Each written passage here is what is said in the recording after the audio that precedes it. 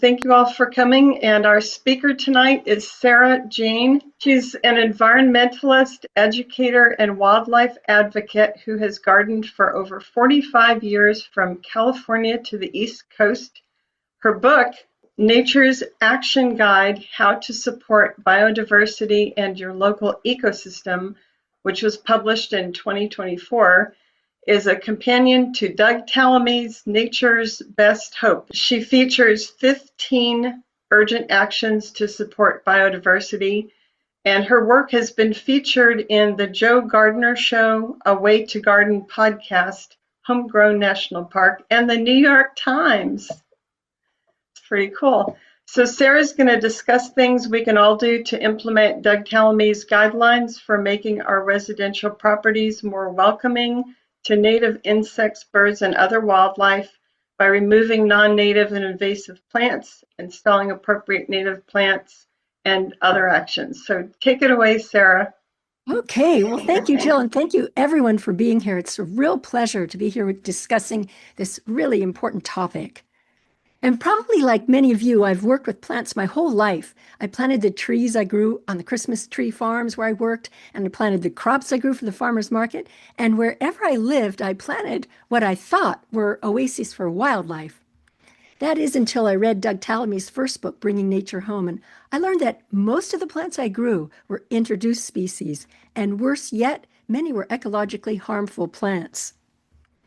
I began spending all my time removing invasive plants, sowing seed, planting native plants, and chasing off the deer. And one Saturday afternoon, I looked around at my neighbors' endless lawns and listened to their noisy lawnmowers, and it all felt so hopeless.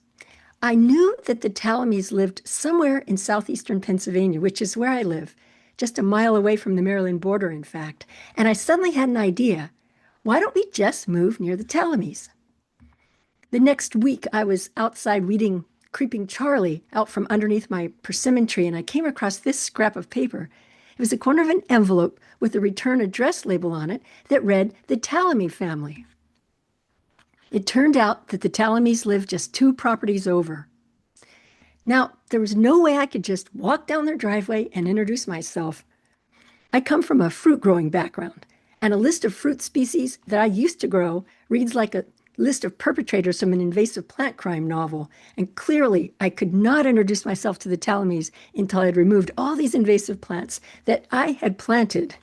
Several years passed by. And one summer day, I was once again feeling overwhelmed and somewhat defeated. So I mailed a letter to Dr. Tallamy, introducing myself and saying, I love your books, but it would be so helpful if there were a step-by-step guide to go along with your books. And in so many words, he replied, Great idea, write it. And that's how I came to spend 4 years of my life neglecting my gardens and writing Nature's Action Guide. The guide takes an environmentally friendly, cost-conscious, and toward zero waste approach. And the goal of the book is to help people from all demographics, regardless of their skills or means, to take the actions necessary to support biodiversity. It features the 15 actions needed, the urgently needed actions that are shown here. And these actions are listed in the handout, which you can find on naturesactionguide.org/biodiversity. And all the references and links that I mentioned are listed in the handout. I'll post this link again at the end of my talk. You can probably guess the answer to this question. What action can we take that not only helps to restore biodiversity, but incidentally also addresses climate instability? We can build wildlife habitat.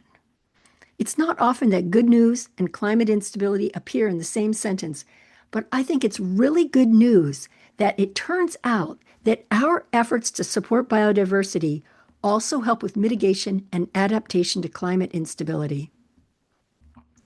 An ecological landscape is different from traditional U.S. landscapes by its focus on providing wildlife habitat. A resilient wildlife habitat must offer food, water, cover, and nesting. A really positive thing about this is that building wildlife habitat is something that you and I can do in whatever spaces we have. Let's explore some strategies for doing exactly this. It may seem strange that I'm starting with the topic of protection in a talk to native plant enthusiasts, but The hazards to wildlife from our homes and in our landscapes are such that proactively protecting the wildlife our native plants will attract may well do as much to support biodiversity as the wildlife habitat we create. In face of the biodiversity loss and climate change that's going on, perhaps the most important animal populations that need our protection are insects and other invertebrates. If you ever doubt that your efforts to build wildlife habitat are important and urgently needed, read this article. It describes the experience of ecologist Daniel Jensen. One night in 1978, in the middle of a dense Costa Rican forest, he took a photograph of moths in which approximately 3,000 species of moths were identified, all different sizes, shapes, and colors. Not 3,000 individual moths, but 3,000 species.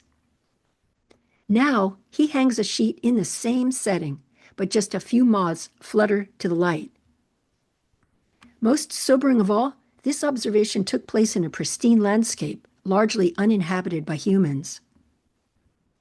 Despite the shocking insect population declines worldwide, we live in a twisted reality in which most of our society is engaged in a war on insects. What can each of us do to increase insect populations? There are easy things we need to do, like using non-toxic pest control methods, choosing plants that support insects, and changing how we light our spaces. We need to care for our landscapes without resorting to toxic chemicals.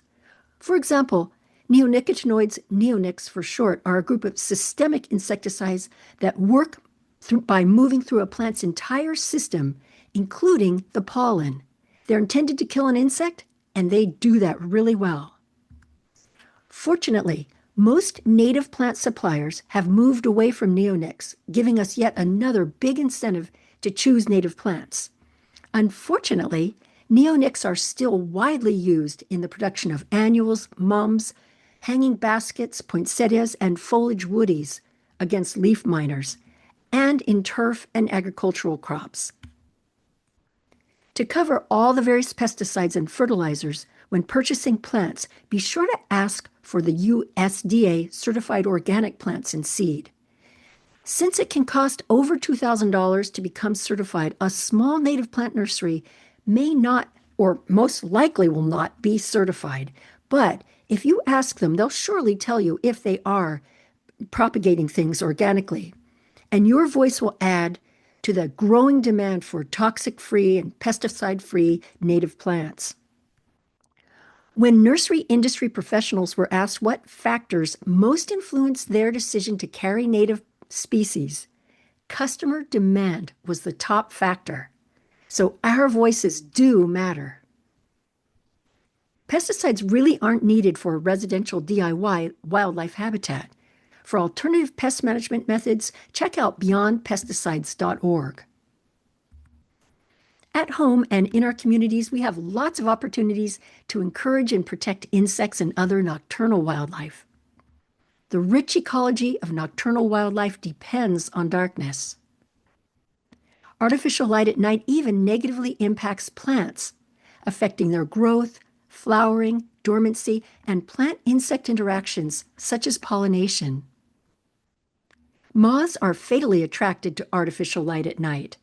Given the importance of caterpillars in the food web, this is a big concern. Fortunately, this is a problem we all can help to solve by changing our essential outdoor lighting to amber or yellow LED bulbs. Unfortunately, amber or yellow lights don't protect birds. Migratory bird populations are especially vulnerable to artificial light at night. Birds become disoriented and strike glass or fly around all night until they finally land exhausted. At this point, they're vulnerable to other hazards. Lights off is best to protect birds. Unfortunately, changing to yellow and amber lights doesn't help fireflies either. Yellow and amber lights in particular interfere with the flashing signals fireflies use to attract mates. When artificial light is present, even at very low levels, female fireflies rarely mate or don't mate at all. Switching to red lights, or much better yet, turning out the lights completely, Protect some bat species since artificial light at night interferes with their roosting, foraging, and flight patterns. It might seem that bats could forage more easily around lights, but some bat species may starve to death before leaving their roosts as they wait for the darkness of night that never comes. Turning out the lights is best of all, but where outdoor light's absolutely necessary, light fixtures should include dusk to dawn motion sensors and timers, as well as shields on light fixtures to direct light downward where it's needed and nowhere else. Visit Dark Sky Maryland to learn how to protect the night skies where you live. Protecting the night skies is the perfect first step towards supporting biodiversity because it can be as simple as turning off the lights or adding light-blocking curtains. With a few changes in our habits and minimal expense, we can create unofficial dark sky parks of our own. One of the most deadly ecological traps are the glass windows in our homes and throughout our communities. Early in the morning, before street cleaners make their morning pass, volunteers walk downtown city streets to pick up and record glass strike victims, like this tragic collection. You've likely heard that sickening thump on a window at your house. In the U.S. alone, it's estimated that well over 1 million birds strike glass per day at our home windows. After striking glass, birds may fly off. The majority die later from internal injuries, broken bones, predation, and other dangers. We can help to prevent this tragedy by applying stickers or painting designs on the outside of our windows. I've included the stencil for making these leaf stickers and a grid for painting dots in the handout. Remember the 2x2 rule. Markings must be placed on the outside of the windows. Gaps larger than 2 inches in single stickers simply don't offer protection. And right now you're probably thinking it makes it terrible to look out the window, but it really doesn't. If you live in a fancy neighborhood, consider purchasing products such as evenly spaced dots applied from a roll of tape or film. Visit the American Bird Conservancy website for a database of glass strike prevention products and solutions. We also must protect our wildlife habitat from our beloved cats. It's hard to get one's head around the fact that our pet cats kill between 1 to 2.7 million birds per day. Stray cats, such as barn cats, kill 3 times that many. We can still have cats. We just need to create interesting indoor worlds for them and care for them in a wildlife-friendly way. In addition to protecting the wildlife we attract, sometimes we need to protect our plants from wildlife. Along with habitat loss in many regions, deer are a leading cause in the decline of biodiversity. A fence is the best defense against deer and rabbits, but not just any fence will do. In the handout, I've included these 2 pages from Nature's Action Guide with a DIY how-to for installing deer and rabbit exclosures. But fences aren't acceptable in a lot of neighborhoods. So you may have to settle for individual wire cages around young trees and shrubs. I find that motion-activated sprinklers like this one are quite effective, but they do require upkeep and a water source. And spraying homemade or commercial deer repellents can work, but they need to be consistently reapplied. Recently, I've been hearing about Trico, a deer deterrent used in forest restoration that sounds quite promising. Its active ingredient is sheep fat, and apparently it's effective and applications last about 6 months. It's produced in Europe and pricey, but it's worth keeping an eye out for increased availability in the U.S. No plant is deer-proof, but aside from deer-proof fencing, choosing deer-resistant plants is still the best bet. Rutgers Cooperative Extension offers a downloadable list of 500 landscape plants, including many native plants, that are rated on their deer resistance from rarely to severely damaged. Although planting species in masses helps pollinators to optimize their foraging, if deer are a problem for you, try out meadow expert Larry Wiener's recommendation to plant a deer favorite with a deer-resistant plant, even planting the plants in the same hole. If deer are a problem in your landscape, watch this video for a crash course in deer behavior, deterrence, and landscaping tips. With our protections in place, we're ready to find or make space for a wildlife habitat. Short of buying more land, there are three main ways of doing this. We can find space between existing plants in our landscape and make space by removing lawn or removing eco-harmful introduced plants. Typical U.S. landscapes with their mulched foundation beds make finding space between existing plants an easy place to start adding wildlife habitat. The X's shown here are places where low-growing native ground covers or perennials can be planted in a 12-inch grid between the existing plants. The only good thing about endless lawn is its endless potential for making space for wildlife habitat. As the largest irrigated crop in the U.S., lawns use nearly 1/3 of all residential water to the tune of 9 billion gallons per day of drinkable water. To add insult to injury, mowing our lawns for 1 hour emits as much air pollution as driving a new passenger car for 300 miles. Using a commercial leaf blower for an hour, you might as well drive from Silver Springs, Maryland to New Orleans. Consider which areas of your lawn are logical areas to start removing. I added this island bed to the middle of my front lawn to serve as a refuge for small creatures fleeing for safety during mowing as I work to reduce my lawn. These 3 trees were tedious to mow around, and now a single kidney bean-shaped bed makes it easy to mow. Replace poorly growing grass that looks crummy with native plants, many of which thrive in poor soil like this colorful display in its first year. Shrinking the lawn to create pupation sites not only is a win for caterpillars, but it's so much easier not having to mow under low-hanging branches. Once you've decided upon a location, follow these steps in the handout to shrink this area of lawn. Eco-harmful plants, commonly referred to as invasive plants, need to be removed to safeguard and make room for eco-beneficial plants, something that Maryland Native Plant Society is doing such a good job of working toward eliminating.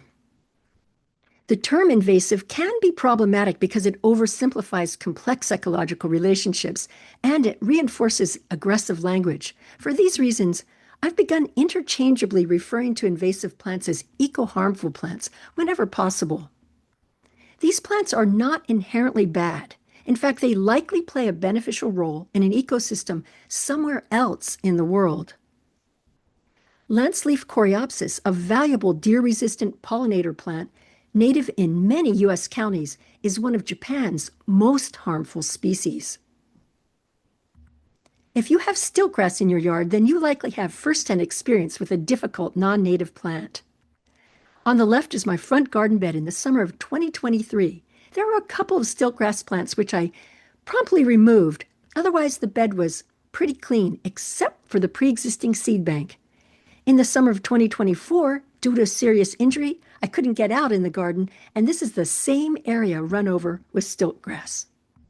This past August, I spent 20 mornings removing stiltgrass. Here's one morning's efforts. At the residential scale, we can control almost all the problematic plants we encounter in our homes and yards using non-toxic control methods. Your best defense against invasive plants is being able to identify them at different stages, especially as seedlings. Take them out as soon as you spot them. This book, co-authored by Maryland Native Plant Society's very own Jill and Judith, is an outstanding resource for getting to know these plants before they take up residence in your landscape. Planning ahead prevents eco-harmful species from getting a foothold in the first place. These strategies are examples of how the best practices for caring for a wildlife habitat also address the impacts of climate instability. For example, planting densely shades soil from high heat and protects soil structure from both heavy rains and evaporation during drought. If you come from a traditional gardening background, you might be surprised as I was that some of the weeds I was pulling were actually ecologically beneficial native plants, such as the ones shown here. I'm embarrassed to admit that it took me the longest time to realize this, but when I began using the iNaturalist app to identify the weeds I was pulling, and then the Bonap maps to find out if they were friend or foe, there were a few real surprises. It turns out that spotted spurge is actually a tough native ground layer plant that can withstand light foot traffic. Clearweed often shelters insects like this one, and horse nettle is always happily covered in insects. I won't be pulling any more weeds without first confirming their identity. We've looked at finding and making space for wildlife habitat. Now let's look at some resources for choosing plants to boost wildlife and plant populations. Our plant choices are key to a thriving wildlife habitat. Plants provide nourishment, cover from predators, and safe places to reproduce. Small populations lack the resilience that large populations have when drought, extreme temperatures, or something else takes a heavy toll on a population. We need to build up and protect local populations now to give them as much time as possible to get established in our landscapes and strengthened so that they can withstand the challenges of the future.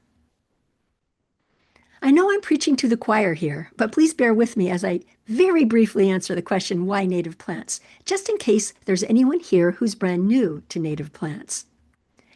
Animals and plants evolve over time to find their ecological niche.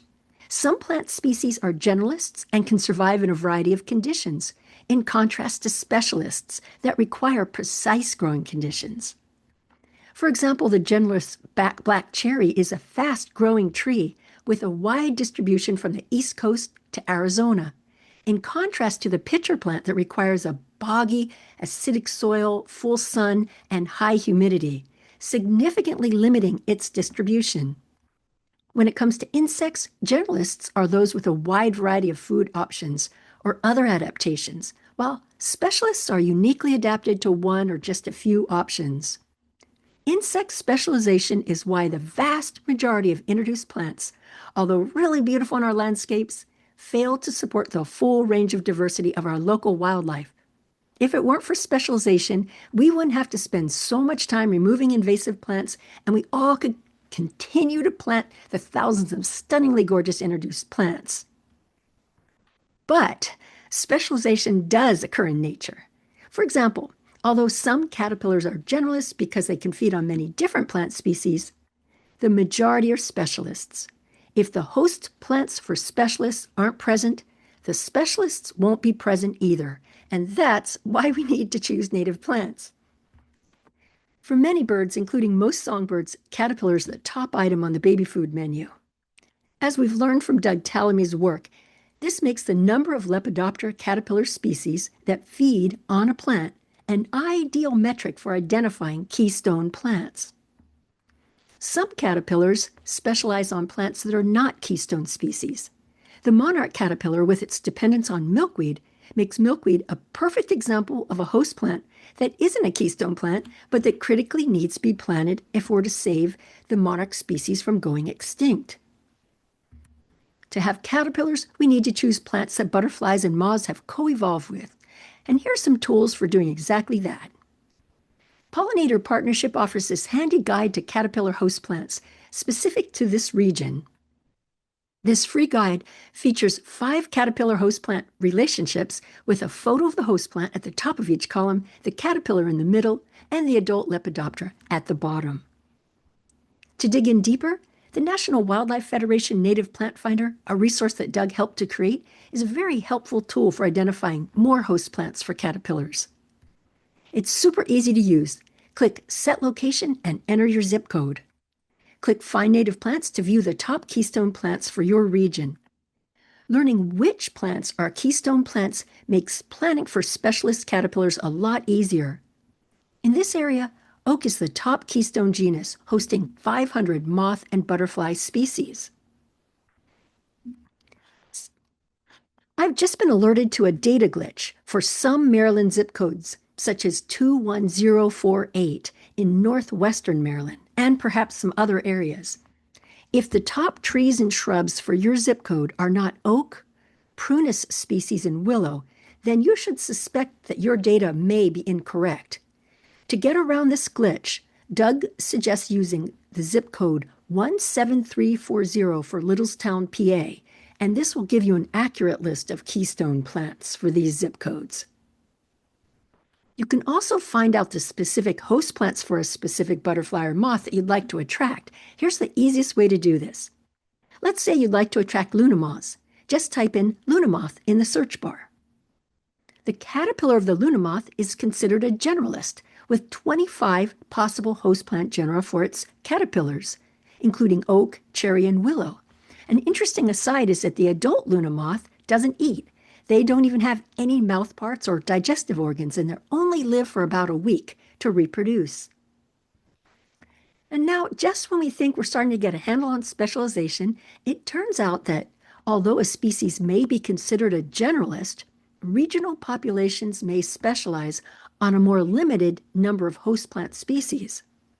For example, the Luna moth caterpillar has been observed to prefer white birch in its northern range in Maine and across Canada, but it prefers a wider variety of host plants in its southern populations, including walnut, hickory, sumac, liquid amber, and persimmon. I share this idea not to complicate matters, although it does, but because it illustrates nature's intricacies when it comes to specialization. You can click Find Butterflies and simply explore the Lepidoptera profiles. The profiles are arranged by the specialists, the pickiest eaters, first. The first 4 Lepidoptera shown here for this area use only one genus as a host plant. Then you can click on the plant genus profiles, and some of these show a list of the native species in your local ecoregion. Let's look at some resources for choosing plants for pollinators.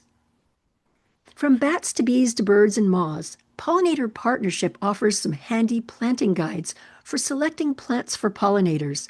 It describes the region's different pollinators and the plant traits they depend on. It also lists the native plants that attract pollinators in this region, along with lots of helpful information. For native bees, our plant choices really matter because 20 to 45% of them are pollen specialists. In the Mid-Atlantic, the top 4 genera for native pollen specialist bees, shown here, are all also keystone species for caterpillars. You're likely already growing some of these. In addition to these top pollinator host plants, it's especially urgent that we provide plants that bridge the pollen gap that occurs between early spring, when the ephemerals are blooming, and the mid and late summer meadow plants that we just saw. The most important genus for bridging the pollen gap is willow, along with blueberry and dogwood. Let's take it a step further with the help of horticulturalist and conservationist Jared Fowler and wildlife biologist Sam Droege.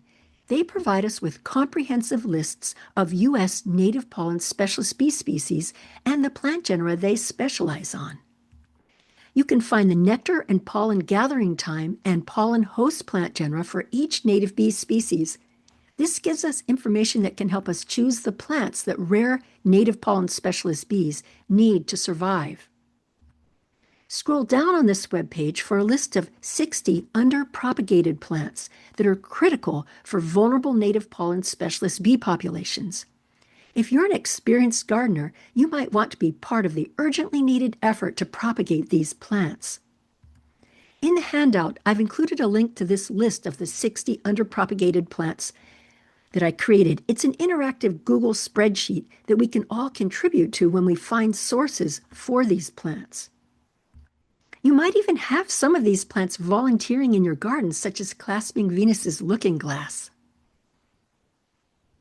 Whatever else we do, wildlife biologist and native bee expert Sam Droege urges us to plant flowers, which includes flowering shrubs and trees, in whatever spaces we can.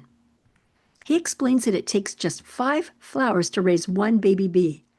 A large flower like a sunflower supplies enough pollen and nectar to feed 100 bee cells. Even just a container on a balcony filled with flowers could mean a native bee survives. As we've already seen, nesting and water are 2 of the 4 essential elements of wildlife habitat. The plants we choose and the way we care for our landscape has a profound impact on the quality of nesting our property offers. You've heard the rally cries, leave the leaves, save the stems. This is all about providing nesting. Native and especially keystone trees will attract caterpillars, Mowed or fabric mulched beds beneath them are an ecological trap.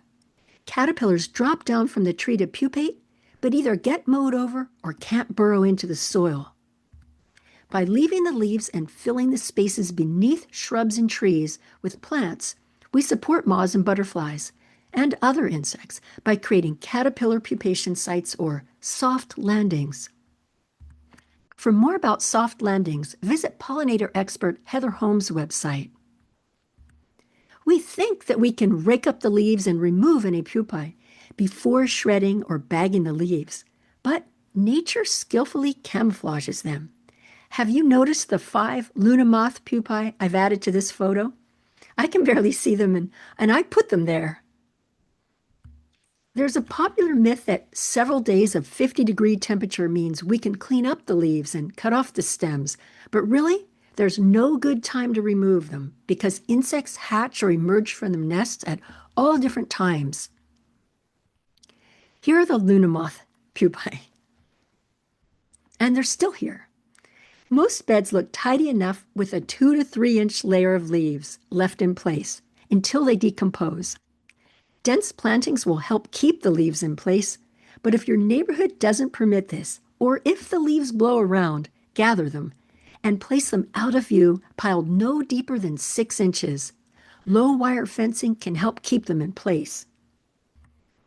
Insects need nesting places. Fortunately, planting a variety of native plants will provide pithy and hollow stem plants that offer nesting sites for cavity nesting insects such as bees, beetles, and wasps. And resist the urge to tidy up in fall and early spring. Where tidying up is necessary, cut stems to varying heights between 8 to 24 inches. In a formal neighborhood, stems cut 8 to 12 inches tend to look tidy enough. Find several places on your property where the ground can be left bare for ground nesting bees. The Xerces Society recommends sunny, well-drained, undisturbed patches of bare or sparsely vegetated soil, ideally on a gentle slope where bees can easily access the ground to dig their nests. We can attract beetles, another important group of pollinators, by providing moist leaf litter, putting logs and rocks in our garden beds, and researching and planting the host plants for different beetle species. Although spiders aren't pollinators, there are central predators and prey in the food web. Be sure to leave spider webs and plant densely in layers to provide structural diversity for hiding spots, hunting perches, and anchor points for web building. Encourage the birds that visit your wildlife habitat to stay and nest by providing the birds with nesting spots, dense shrubs for protection and nesting, dead trees, when safe, for cavity nesting birds, and open branch trees for nesting for birds such as orioles and hummingbirds. The National Audubon Society's Native Plants database is a very handy tool for bird lovers. Enter your zip code, and this generates an illustrated list of plants native to your region that will attract and support different bird families. Each plant profile, such as this one for American basswood, leads to information about the different families of birds the plant may attract. Click each bird profile to see its range, conservation status, and much more. Include water for wildlife in your wildlife habitat design. Add as many water features for wildlife as you can reasonably take care of. And add heated sources to ensure a steady water supply throughout the cold winters such as this one we're having. And when possible, add larger water features. They take more work to install, but they're well worth the effort as they can offer some of the most rewarding wildlife sightings. With everything we've looked at so far, we've actually already covered some strategies for designing for nature. But let's look at some more ways we can design to support insects. Once you've identified a butterfly's preferred nectar plants and its caterpillar host plants, you can plant them nearby one another. Pollinators are more likely to visit flowers when there's at least a 3-foot by 3-foot mass of their preferred species. These masses of single species are called drifts. At planting time, create drifts by intermingling 2 species at the point where they meet. For example, group a mass of purple flowers next to a contrasting mass of yellow flowers and mix a few together where the two masses meet.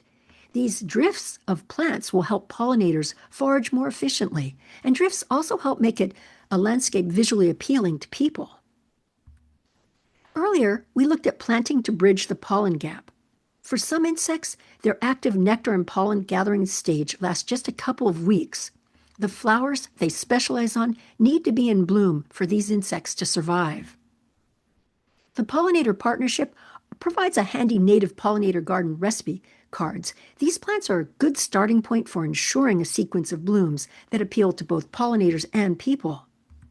With the threat of weather events and a changing climate, we need to take bloom continuity one step further and build in functional redundancy.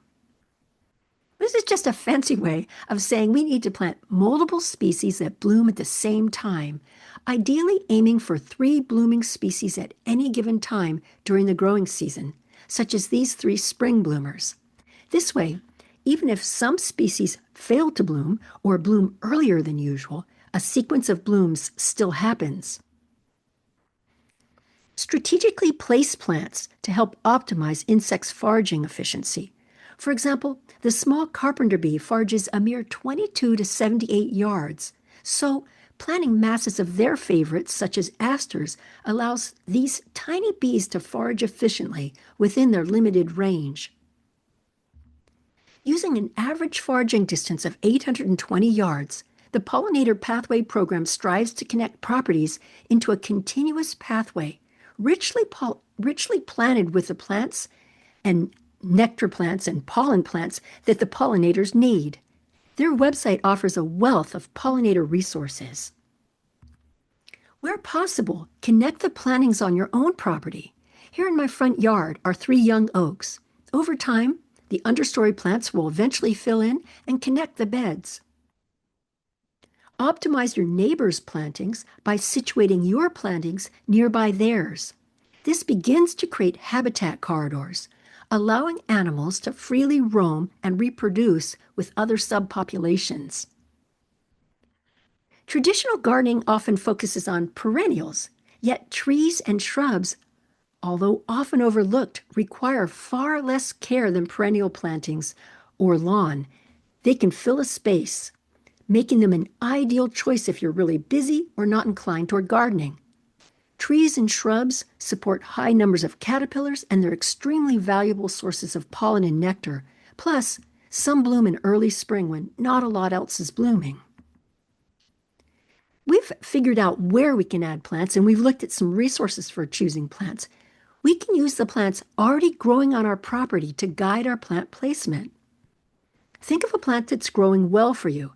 It can be a thriving introduced plant or a native plant that's doing well. For example, a thriving patch of dandelions tells me that beard tongue, black-eyed Susan, evening primrose, and goldenrod will do well here. And places where one of these native species thrives would be good for the other native species shown here. As our climate becomes unstable, build resilience into your landscape. We can do this by choosing a variety of persistent plants that respond to environmental changes in different ways. The fancy term for this strategy is response diversity. Choose a wide variety of plants that include those that are drought, flood, heat, or cold tolerant, fire, wind, or deer resistant, and so on, to give your landscape a better chance to weather our unstable climate. We've covered some ways to design to attract nature. Now let's look at designing to appeal to people. How can we design our home landscapes for ecology and beauty? Fortunately, except for those who are professional landscape designers, we only need to be the expert landscape designer for our own property. We don't need to know everything. When envisioning an ecological planting, it's helpful to observe many landscapes so that we can start to get a feel for what style of design appeals to us. Native plants can fit into whichever aesthetic you prefer. Make a mental note as to where your aesthetics fall along this continuum. Different areas of your property may call for different approaches. The more rigid an HOA, the more formal the design's going to need to be. One simple concept of design stems from the savanna hypothesis, which suggests that our perception of beauty in the landscape is shaped by our human evolution. Our ancestors found safety in open vegetated spaces with trees. So, we're instinctually attracted to a spacious landscape of small understory trees with an open canopy of see-through lower branches that separate near the ground into two or more trunks underplanted with low-growing plants. By choosing keystone species for these understory trees, employing the savanna approach adds both appeal and ecological function in a designed landscape that fits into any neighborhood. Through decades of studying how people interact with nature, researchers Kaplan, and Ryan identified 4 factors that we can apply to make our landscapes welcoming and appealing. A unifying ground layer is one way to give coherence to a landscape. This might be a matrix of native sedge or a creeping plant such as this savanna-like planting at Mount Cuba in Delaware. Incorporating interesting features into your landscape helps to add visual complexity. Pathways help give legibility, making it clear how one should navigate around the landscape. Pathways and openings add mystery, enticing visitors with the promise that there's more to discover. As Joan Nassauer explained in a 1995 article, surrounding plantings with crisp, clean edges is a fast way to create an orderly frame that tidies up a natural planting. Design your garden beds in pleasing shapes and maintain the quality of their edges. Straight lines should be straight, and curved edges should be graceful and smooth. Replacing lawn with natural plantings may upset our less receptive neighbors. We can make our landscape feel familiar and welcoming by adding signage, leaving a patch of grass, providing seating, or planting familiar flowers. No space is too small to welcome biodiversity. The handy Thriller Filler Spiller recipe for container planting is also a helpful concept for designing attractive beds. Plan where a few taller accent plants can go, your thrillers. These might be a tall perennial or clumping grass, a shrub or a small tree. Then place your fillers, which can be several masses of 3 to 5 medium-height flowering plants or grasses. Place logs in a water feature, and finish off by planting all the gaps with your spiller, such as native sedges or creeping plants such as native strawberry. For more complex designs, dig in deeper with the free, downloadable native garden designs shared by Wild Ones.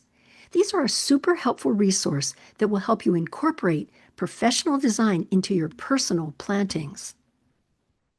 Visit wildones.org, click Programs, click Native Garden Plans. Scroll down to choose a design. There isn't a design for Maryland, but the plans by Donald Pell for nearby Philadelphia are extensive, including such features as a rain garden.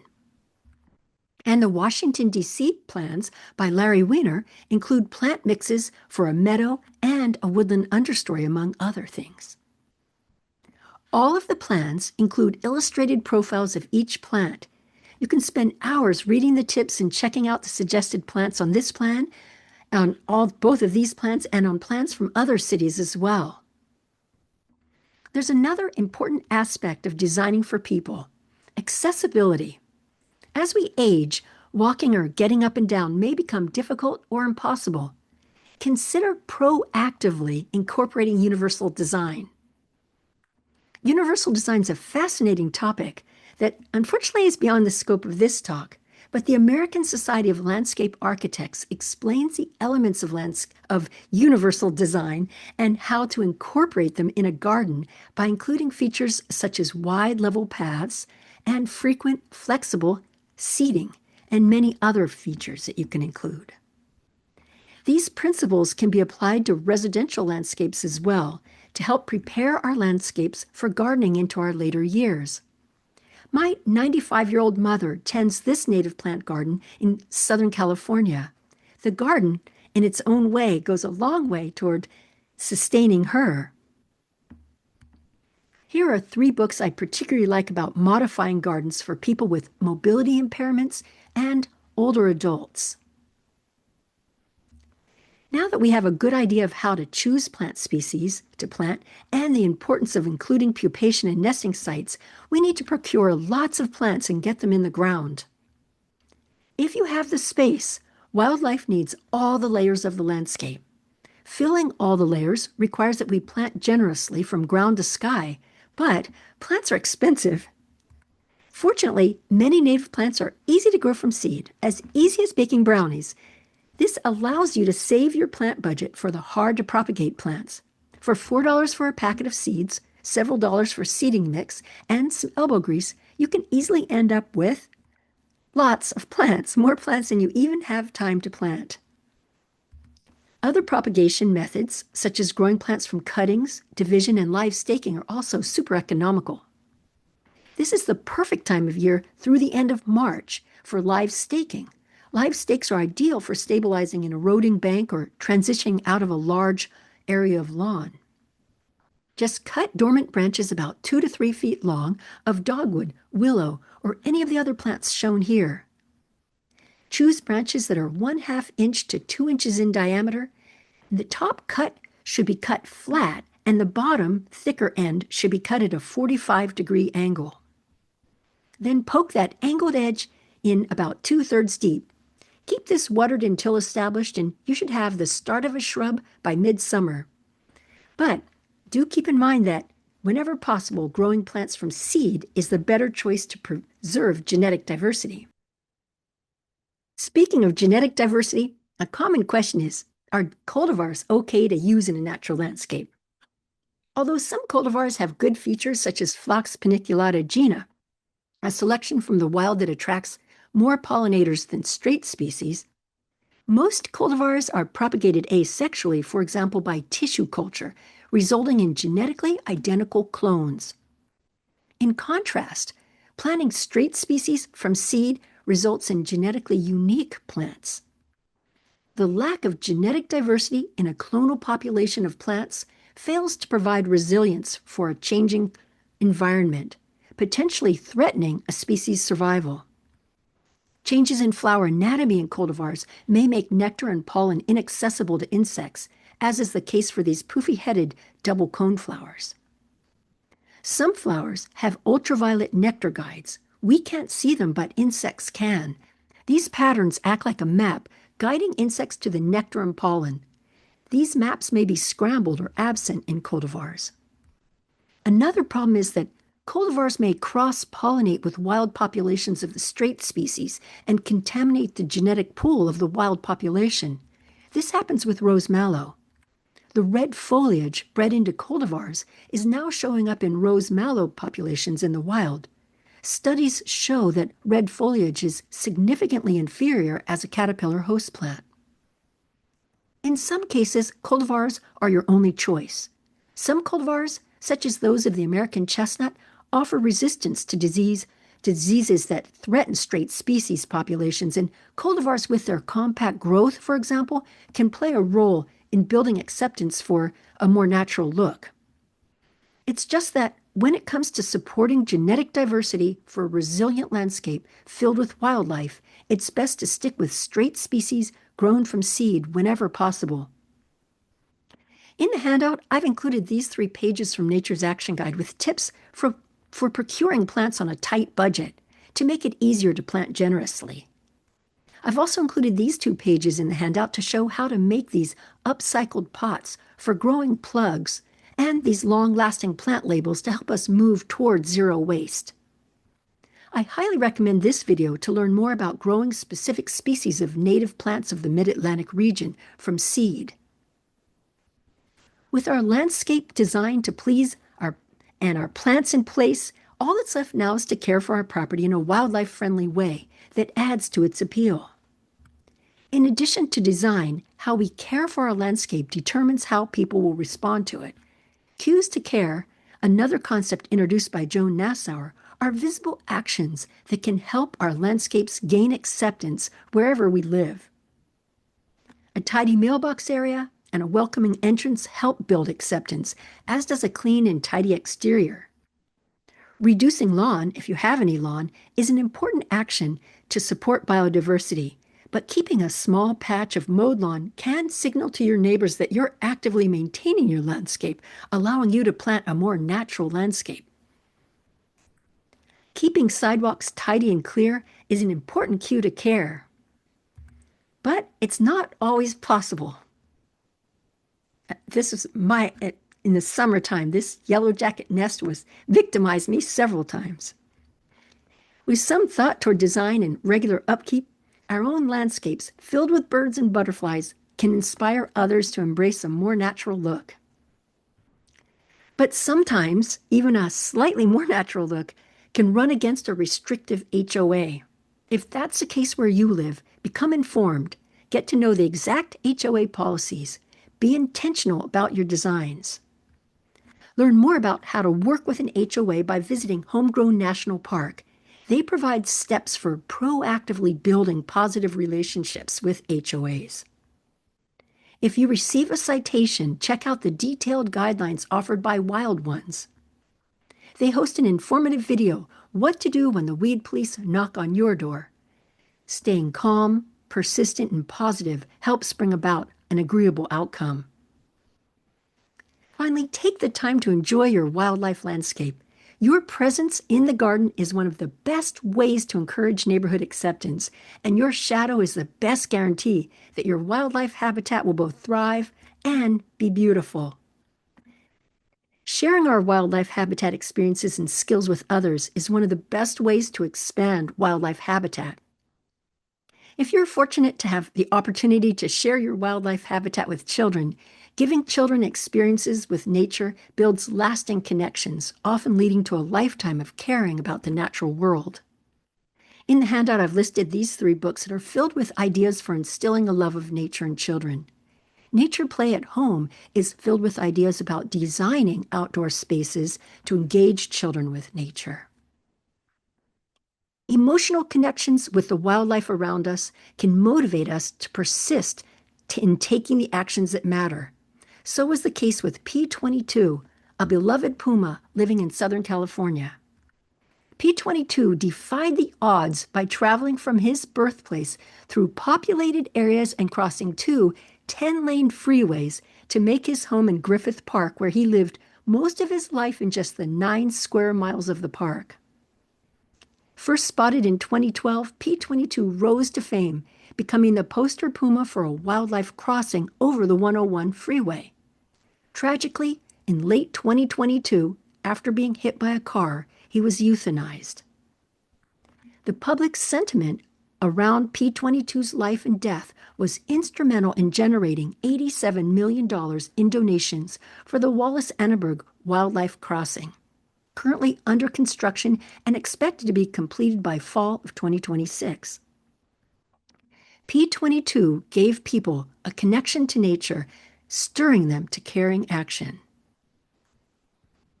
Reminders of the effect our human activities have upon wildlife give us all the more reason to do whatever we can do. This chart in the handout sums up the steps for creating a biodiverse wildlife habitat and paints a picture of a landscape filled with life. In spaces large and small, your wildlife habitat will make a difference. Whether you're just starting out or leagues beyond, as we work together to create resilient wildlife habitats that help to address both biodiversity loss and climate instability, I'm so glad to be on this journey with you. Thank you for all that you do. I'm happy to answer any questions you might have. And I promised. Thank you very much, Sarah. That was a fantastic talk. There was so much information in there. So thank you. Really well done. And we'll open it up for questions now. We do have a question from Teresa. You can go ahead. Hi, Sarah. Thank you for that presentation. So you talked a lot about cultivars, and I share your desire to start using straight species, but how critical is it to remove or replace cultivars from your gardens? Because probably a lot of us have them already in our gardens. So could you just give us some hints or some tips on, how critical it is or how at what pace we should be removing and replacing our cultivars with straight species? Mhm. Yeah, well, I believe that when we have an established area, if we have no more room, then that's time to change things out. But if your garden is not maxed out, I even think it's best to leave introduced plants that are not invasive in place because they're they're providing habitat, not the kind of habitat that native plants will do, but they are providing shelter and other things like that. So I don't recommend, I would not be inclined to change out plants unless I happen to hear of a plant that it, for instance, a cultivar, and you happen to hear that there's something that it might be doing, then that should come out. A lot of the cultivars thankfully, are sterile and aren't going to reproduce. But if you have the means and if you don't have additional space, whenever possible, it is a good idea to replace them because we really don't completely know what they might be doing genetically. That's sort of the biggest concern. Aside from the genetic issue, having them in your garden is not causing real damage. It's not providing any utility.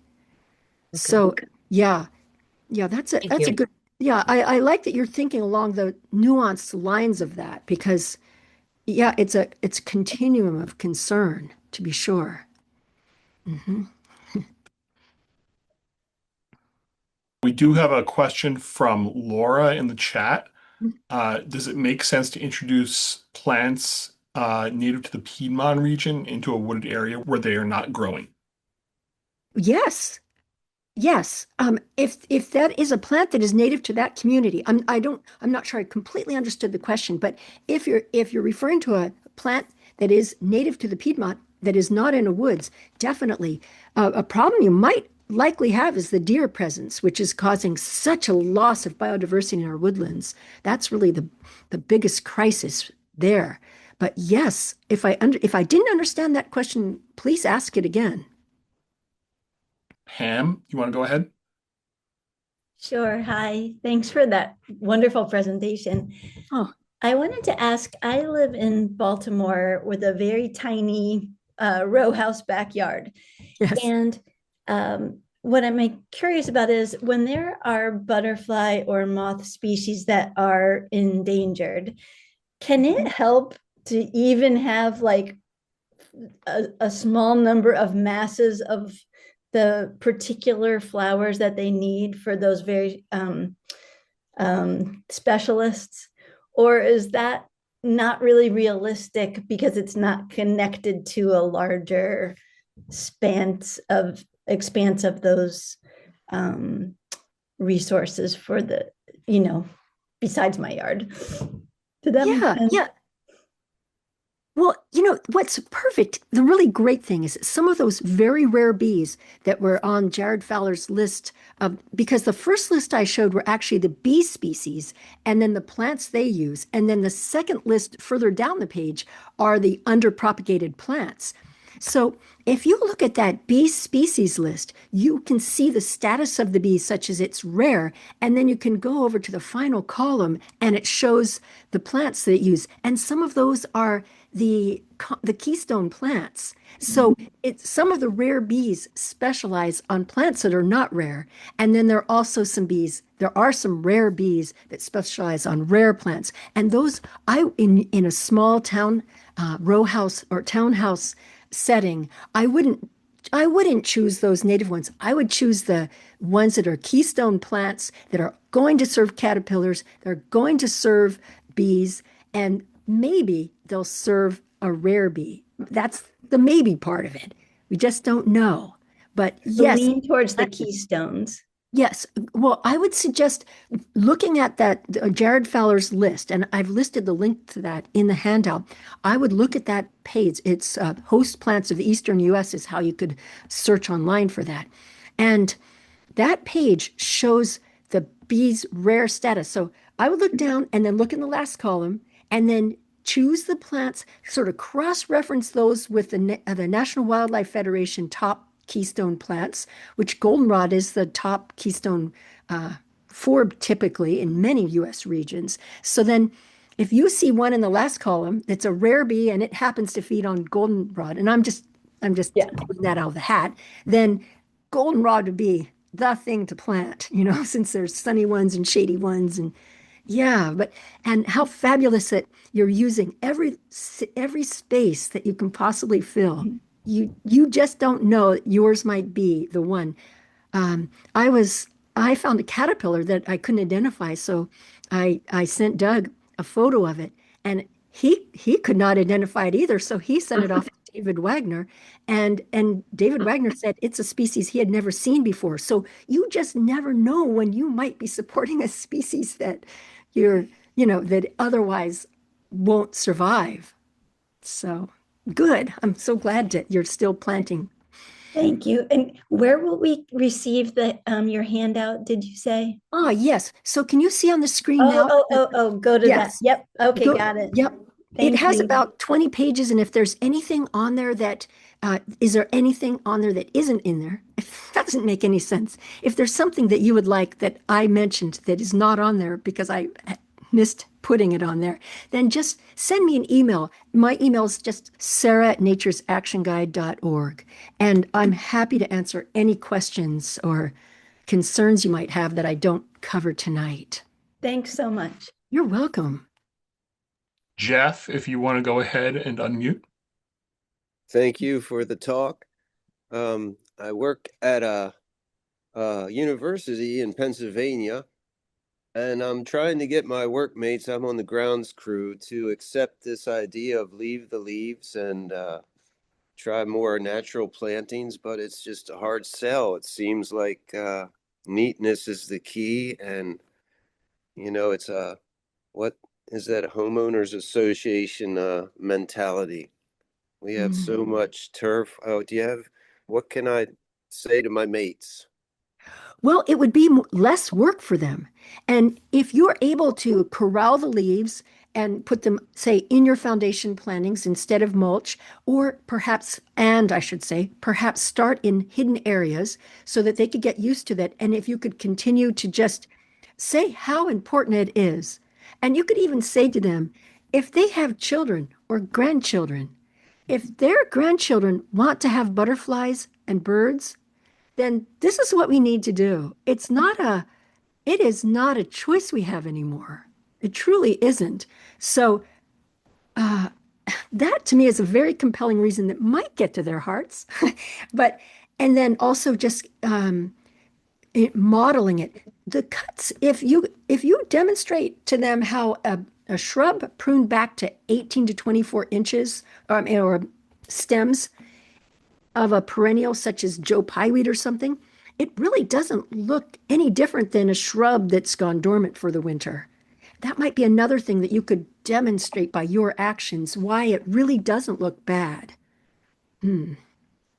So, and the important thing is the edges being neat. If you could just stress it, yeah, we do need to keep it looking neat and tidy. We want people to accept this. So really focus on the edges, and man, you can get away with a lot of natural look with tight, clean, well-maintained edges. I wish I could be more helpful than that, Jeff. Thank you. You're welcome. Rita, do you want to go ahead and unmute? Yes, hi. Thank you for your excellent presentation. Do you have any reflections about integrating medicinals, edibles, creating a food forest as it relates to the content of your presentation? Yes, I do. In fact, that's the background I come from myself, in farming and edible. That's always been my thing. So there are a lot of native edible plants, and there's also a good number of cultivated. They're actually most all of our vegetables are cultivated by humans, but these still provide nectar and pollen. So the Xerxes Society provides a list, and I might have included it in the handout. I didn't mention it in this talk, but if you it's in Nature's Action Guide in the acceptance section. I think that's page 14.2. And please feel free to email me if you don't have a copy of Nature's Action Guide. Then I'd be happy to put send that list link to you. But what it is, it's a list of pollinator plants that benefit pollinators. And there can be things like squash, which there's a squash bee that needs cucumber and melon family plants.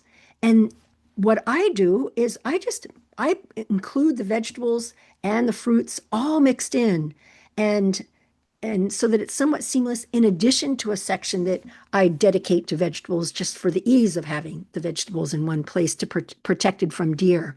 But think of the plants that you can grow. You can grow hazelnuts, pawpaw. You can grow different teas, as you mentioned, and sunchokes are actually a native. So yes, I wholeheartedly support edible plants mixed in with a lot of the permaculture techniques also. Yeah. Lauren, do you want to go ahead? Yeah, thanks so much. That was really wonderful. A wonderful message. And I'm also a huge fan of the goldenrods because of the many different types. You can get one tucked in anywhere, and they are such great support for both, the bees and there's just so many things benefit from goldenrods. But I wanted to mention that on the leaf issue, so I was trying to find the research. There is research out there about the steep decline in the number of fireflies when you remove the leaves. So that might be another little tip for your crews to share that, hey, because everybody loves fireflies, that might be kind of a little bit more of a compelling reason to leave the leaves. And it was I believe, a graduate student at the University of Maryland, and I just cannot find the research. If anybody recalls his name and can find that and drop that link in the chat, that would be great. Somebody out here in this audience is going to know that. So that's just another really, I think, compelling reason to leave the leaves. I couldn't agree with you more. And fireflies actually need moist leaves. That's one thing that really helps them. And I think also the any level of light is too much light for fireflies. So that's something we all can do so easily. So I'm glad you mentioned that. Yes, definitely. So we do have a couple of questions in the chat. Mhm. When removing invasive ground covers like English ivy, is there a suggestion for a native ground cover that grows fast to stabilize the soil? Yeah. Well, one of the ones I find really grows well here not far from, I think probably a very similar climate as many of you have, and that's Pacra aurea, golden groundsel. One plant that I purchased years ago at the Brandywine Conservancy, I have that in multiple pupation sites under multiple trees in deer territory, which I call deer territory is where I don't have it fenced. And in deer territory, it's been doing really, really well. At the Tallamys, the deer do graze on it a bit, but it does have some toxicity. So that's one that is a real fast grower, and I would highly recommend that. And that's the one that that's the one I rely on, I should say, the most. Yeah.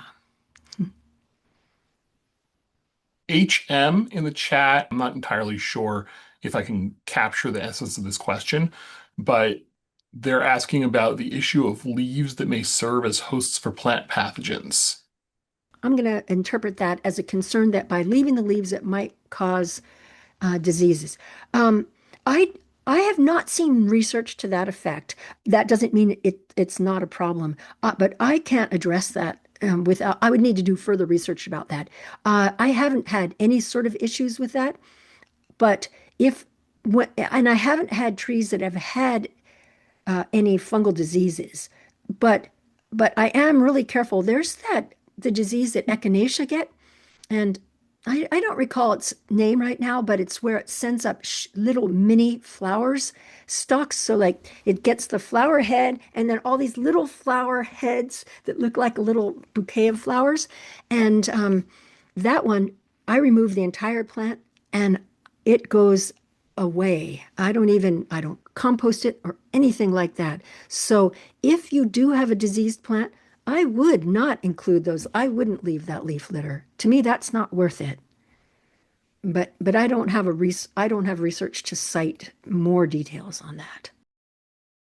Yeah, so there are a lot of diseases that affect trees and Mhm. some new ones that are coming down the pike, like beech leaf disease and, that bark beetle that gets ash trees. Well, that one's pretty much a goner, but there are a bunch of them. And so if the leaves are from this, and some of them are fungi, so a lot of fungi, and I haven't done the research, but they overwinter in leaves. Like I know Mhm. anthracnose does for dogwood. So I make it a point to take all the leaves that I can from my dogwood and, put them out on the street and somebody else can compost them, but not me. So I think that's the question she had. And I just thought there must be a way to do it.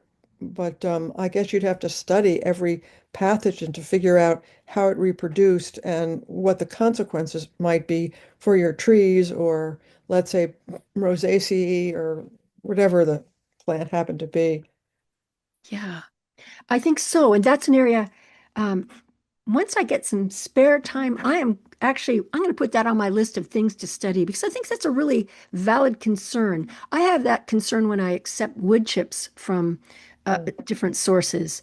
And even unrelated disease, but say walnut, which has juglone in it, which is a natural herbicide. And but I do understand in that case that wears out with time. It's not a problem. You can use the wood chips. And I heard that about ash chips as well, that the beetle would not be a problem. But I still am suspect of that. So I quite frankly, this is just something I would like to do further research on. I'm really glad that it's come up as a good thing to become more informed about. Thank you. I think that also if you grind the chips up small enough, you can kill the beetle because, if they're very small, but then they're not really chips anymore. Um, Right. And most of the chipper shredders you really do end up with gaps that a beetle could survive. It would be a harrowing journey, but I do think some could survive. Yeah, well, Yeah. there's a bunch of tree diseases, and I think that's Yeah. the question. Terribly concerning. Yeah. So there's beech. The concerns are beech, and then there's oak concerns, and of course the dogwood concerns. So I'm going to follow up and research that for just a future knowledge. Thank you for bringing that up as a concern. Nancy asks in the chat, any recommendations for sources of seeds and plugs for this area? Yeah, for this area, well, there is the Brandywine Conservancy that is it would be the same ecoregion within 100 or 200 miles is what you want for local ecotypes. And they do have seeds and then they also have their plant sale. And I would also in some of the rare plants, it's a bit further afield in New Jersey, but Toadshade Wildflower Farm, toadshade.com, Randy Eckel, Native Plant Society of New Jersey, she has a lot of the rare and hard to find plants as well. And I would imagine, I always recommend people to go to their Native Plant Society and check out their resources because I do think it's the Native Plant Society members that are the very best knowledgeable about that. There might be, I would suggest there's probably someone in this audience that could answer with some better choices than I just gave. So please feel free to do that. Judy, you have your hand up?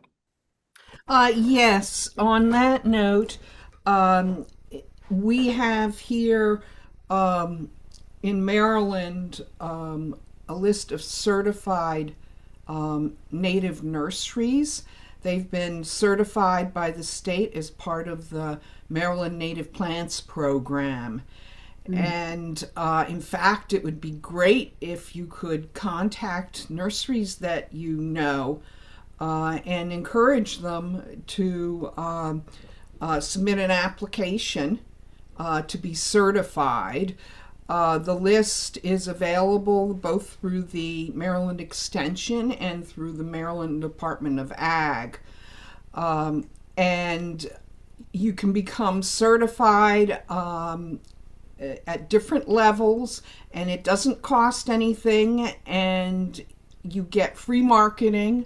And I do want to add, Sarah, since you're not in Maryland, that any nurseries in the Mid-Atlantic are, even if they're not in Maryland, if they sell the lists on the commercial Maryland native plant list, they are eligible to be certified and added to that list. Oh, So nice. that is an excellent source. There are nurseries that are listed on the Maryland Native Plant Society website, but more and more it's going to be any nurseries that are listed on one or the other of those two lists, the Maryland Native Plant Society list or the certified Maryland Native plant nurseries. There's going to be a lot of overlap there.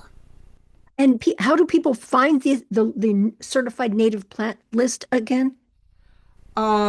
Nursery list, I should say. Lisa Cooter just put that list in the chat, and Lisa is the person at the Maryland Extension who is one of the people, well, she's the one at the Extension who is in charge of this information.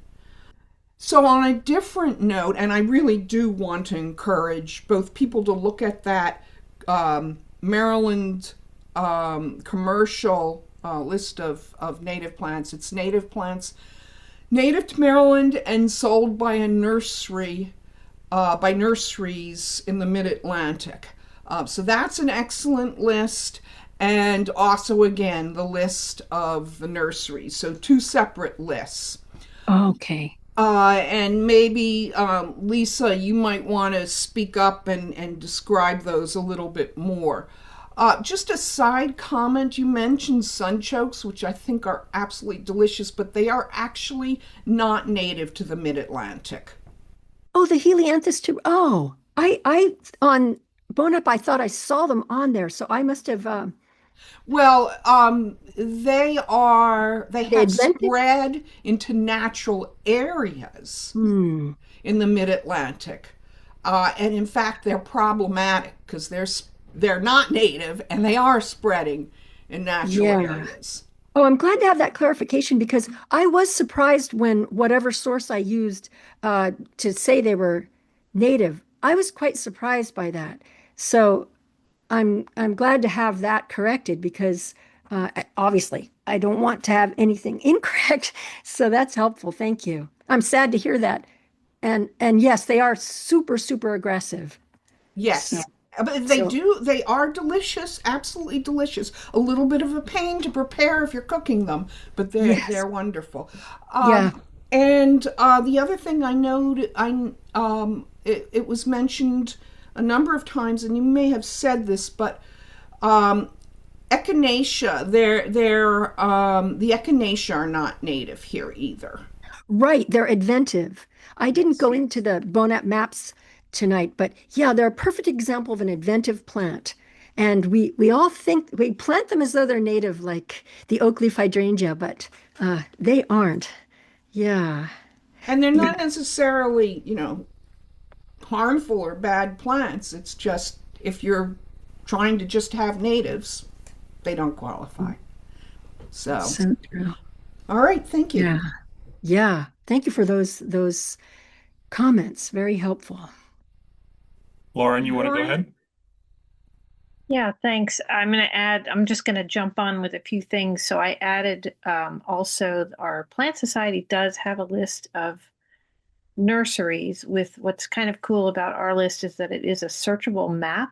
So you can figure out what is near your location, which is helpful in Maryland. And I guess it goes beyond Maryland a little bit too. And also besides the Maryland Best program, which does certify nurseries, there is this Piedmont Guide, which we've been talking about. This is the book I was mentioning that you can buy this weekend. It is just, hot off the presses, and it has a wonderful list of natives specifically to the Piedmont region. So there's a coastal version that's going to eventually get published and a mountain version as well. But right now what's out is the Piedmont version. So that's really helpful. If when I had gotten started in all this native gardening, if I'd had that book, wow, that would have been incredibly helpful to narrow down your selection and figure out which species are appropriate and all of that. So very helpful book with also many just good tips similar to what you talked about tonight, things about fencing and rain gardens and, the insect plant relationships and all those really additional pieces that help you kind of put all of this into context. So I think your book and the guide are going to work beautifully hand in hand. So I hope people will take advantage of all of these resources and get out there and add more natives. Yes. Also, I did notice the discussion of the deer fencing, and I'm glad that people were coming about the danger of the deer fencing that's sold in big box stores. Really is just such a wildlife trap. I've used it before and stopped using it immediately when I found a snake trapped in it brutally, and was able to cut it out over a couple hours worth of cutting the deer fencing off. These are the ones with this small nylon fencing, and also birds getting trapped in it. It's just horrifically horrible stuff. So I was glad to see people commenting about its dangers. I think if we've exhausted all the questions, I think we can just thank Sarah so much for sharing all your knowledge. And it's a fabulous book if people want to, actually purchase it and have all the pages have a hard copy of the whole book. You can do that too. But thank you so much. And this was a perfect time of year. At first, when we picked February, I was like, winter, might be better if it was summer. But this is perfect because, we have time to plan and get our things together. So good timing. Yeah, there's still time to stratify seeds if you start very Yeah, soon. right. Mhm. Yeah, 60-day seed and 30-day seed and live staking. Yeah, it's a great time. So, well, thank you everybody for being here tonight, and sincerely from the bottom of my heart, thank you for all you're doing for wildlife on behalf of all of us. I mean, it's amazing. So All keep right. on Well, keeping on. thank you. Okay. All right. Yay. Thanks a lot. Take care, everyone.